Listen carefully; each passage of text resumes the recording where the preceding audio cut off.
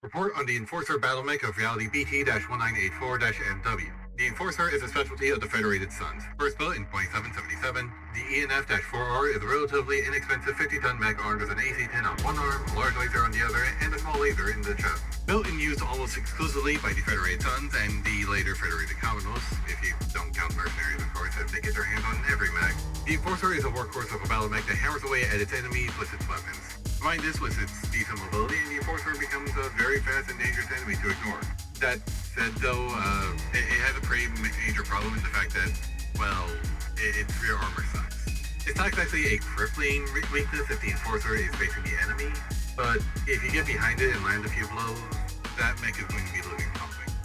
Ammo is also a concern, as it only carries 1 ton of AC-10 ammo, forcing it to have to retreat and rearm occasionally.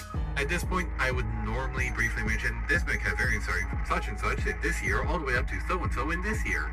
But the Enforcer only has 2 official variants I can find, so I'll explain them quickly. The ENF-5D, made in 3050, is a direct upgrade of the ENF-4R using technology from the Helm Memory Core. The armor would be replaced with Starleague-era ferrofibrous alloys, and the arm-mounted weapons would be replaced with an LBE-10-X autocannon, that's basically a shotgun to those unaware, fed by now 2 tons of case-protected ammo, and an ER or large laser.